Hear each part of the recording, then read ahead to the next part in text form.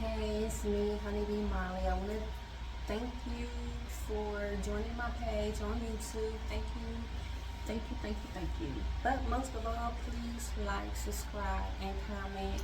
But the moral of my YouTube channel is just me just telling my life, my story just the way it is, the way I seen it, how like, just growing up from the beginning to now. Yeah, I feel like it's about that time. So here I go. I'm HoneyBmolly. I'm born in the 70s, late 70s, I would say. Um, born in California, Cedar Sinai. That's about it. After I was born, I went to my parents' house, Greg and Janet. And I thought I went to my grandma's house when I was born, but I didn't. My mom and my dad had their own apartment. My dad played baseball, and his baseball number was number 11. I believe he played for the Dodgers, Anaheim, or something like that out there in California where I'm born. But anyways, I remember my dad having like a red Thunderbird. Like I never seen him with like a whole bunch of girls, but just a few. And as far as my mom, Janet, she's pretty much cool, just laid back, just like chill, mind her own business, go to school, go to work, try to make a better life for me as well as my dad. Sometimes my parents wanted to be in my life, sometimes they didn't. The reason why my dad Greg didn't want to be in my life because he had a career to fulfill. And so I guess my grandma was like, come on, I'll take her. So I go stay with my grandma. My dad go do his baseball, number 11 with the Anaheim Dodgers. Go do his thing. And I used to go with trips with him. I don't know exactly where, but I used to go to watch him play around in the area. I remember being at the park and this guy was like walking up to me, and I'm like, what the hell? Like, I don't even know you, dude. And I told him to stop before I throw sand at you. That's just me. I was like, stop before I throw some sand at you.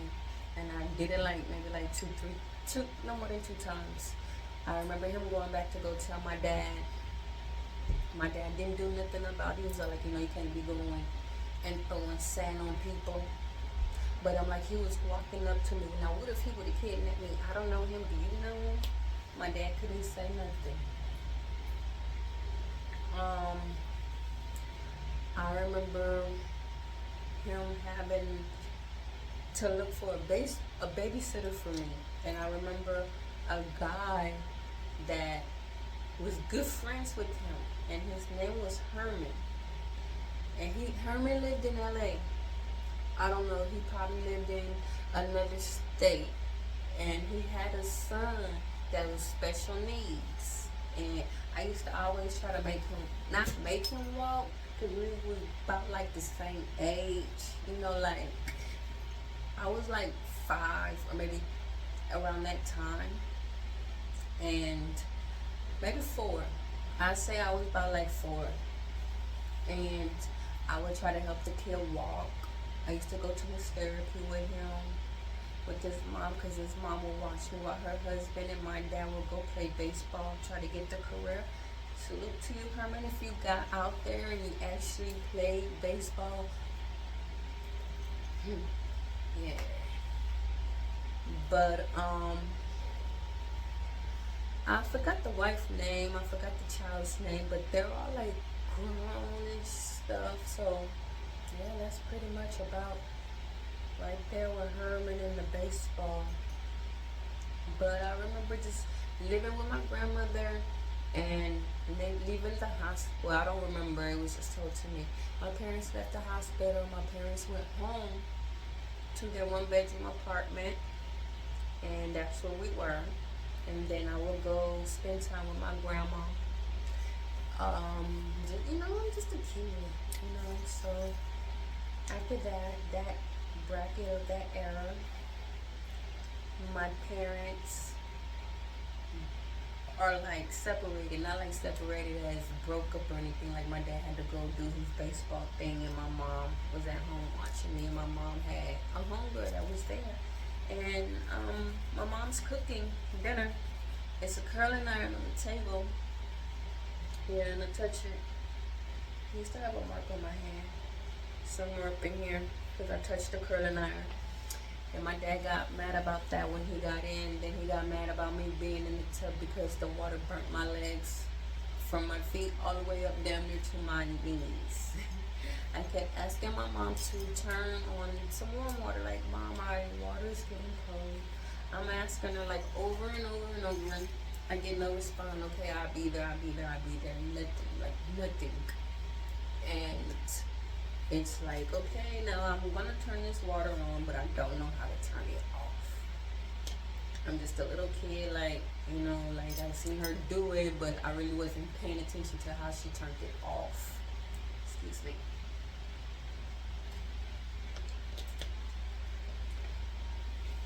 I said the water is getting too high. You need to come turn off the water. I know that you hear it or something like that. I'm just a kid. And then whatever she was doing, my dad kind of like walked into the house. Like, what is she screaming for? So my mom said something about like some hot water or some water. And so she come get me out the tub. I guess the girl leaves. My mom and dad start arguing that day.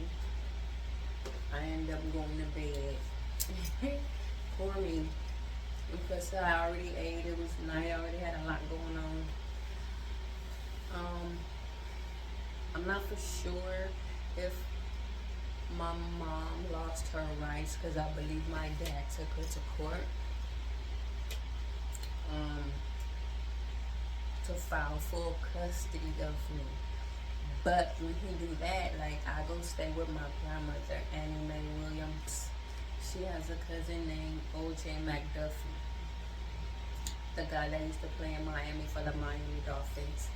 But anyways, I ain't trying to get no clout on nothing like that. So anyways, that's on the McDuffie side of my grandma. And it's just crazy, like just how things are. Okay, I go stay with my grandmother, and my grandmother like takes me to school. Take me to McDonald's, take me to the park. Well, not really take me to the park. Like, my grandmother put a swing set in the backyard for me. So I didn't have to go to the park really. So my babysitter was like across the street. Her name was Tanya. And then my friends next door to me, Veronica, I forgot the rest of them. It was like 4 to 5 sisters. And I used to go over there, go play with them, go over there and eat. They come over, play at my house. My grandma give them ice pops, ice cream, little fun cupcakes, little stuff like that. Me and the kids would take the lemons off the tree, because my grandma had a lemon tree. We'd take the lemons and throw them over there on her side, because they was like, it's cool, it's fun. Just throw the lemons over there. Not knowing that they're taking my grandma lemons and making lemonade, taking it back to their house. But it's all good though. I used to always be able to go over to their house and eat. Like, I forgot their mom name. They're like a big time like Laker fan. They stay on Bullis in Virginia and California. City I'm not gonna name, that's a little bit too much. But other than that, I'm just giving you a little insight of me and who I am and what I'm about to bring to the table. I remember being at my grandma's, like, she's taking me to school, and I never had no problems. I would go home, get dressed, go to my babysitter Tanya, and wait till my grandma get home, or my Uncle Barry would come get me from her house. And I'll be able to play with the girls next door. And after that, then, you know, like, I'm playing with them, then I go home, eat, sleep, go to bed, go to school, do the same routine until my parents come get me. One day I leave and I come back, and the girls next door, they come to my house, at my grandma's house, only in Woodin, Virginia, and they're like, why come when you come back over here, it's like you're always sad? And it's like, I couldn't even say nothing to them because at that time, my mom just left, and it's not often that I get to see my mom. My mom pretty much did like her own thing because my mom and my dad really never got together. They had their own, how can I say, they had their own issues with each other. I just leave it as that. They had their own issues with each other. And the girl said, why do you always come back sad? And my grandma Annie Mae, she was like, she just misses her mom, you know, like she doesn't see her a lot. And she'll be alright. And they asked me that I wanted to come outside and play bubbles. I did, but when I came inside, I squeezed my little self inside my grandma's door. And that was all like, you gotta move the bubbles. And so I'm like, can you move them for me? I'm like, how I'm gonna move them? And I'm sorry, my voice is squeaky. I'm like, how I'm gonna move the bubbles and the thing if I'm trying to go outside because it's blocking the door. Can you move it? They said, no. So I end up wasting my bubbles. I even cry even harder. I'm like, you made me waste my bubbles. My grandma was like, it's alright, you have your friends to play with. Like, trying to get my mind off of things.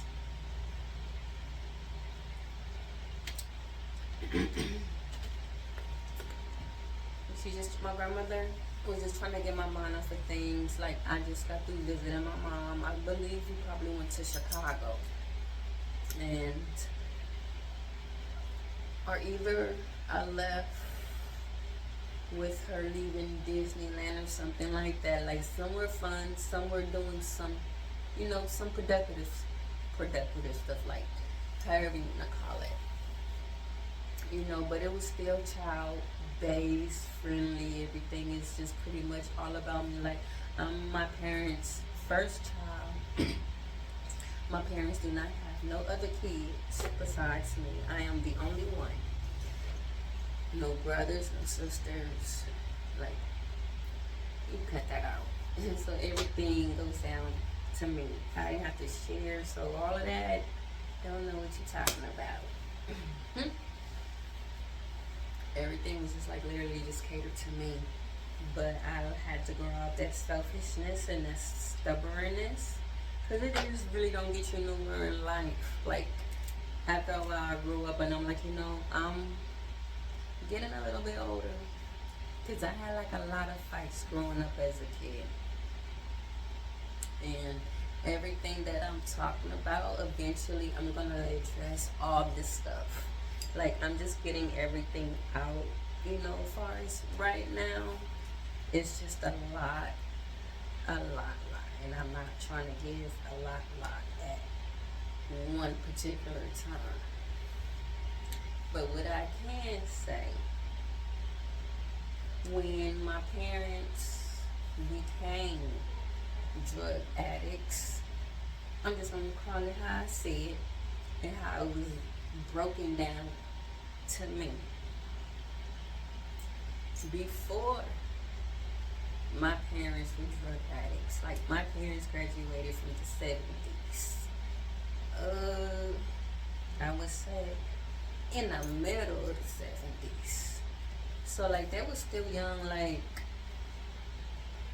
at that time, high school, I would say, you know, and by the time they get out of high school, my dad does the baseball. And what comes with baseball? A lot of them baseball players on that, you know, I don't fuck with them that shit. My bad, please excuse me. I'm not gonna edit it. But I don't do none of that. But my parents did. But they did that after they had me. So that's probably one of the reasons why like they didn't even want any more kids like me. I was already a handful. What else? Yeah. I was already a handful as is. And yeah.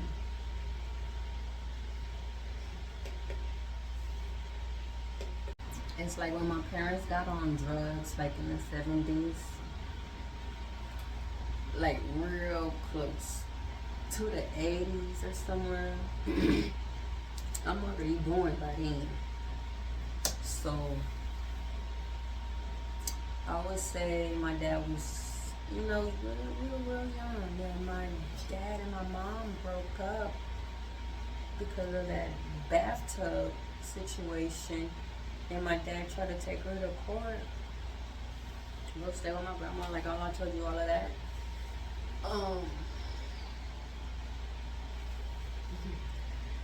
After all of that, and like all of my friends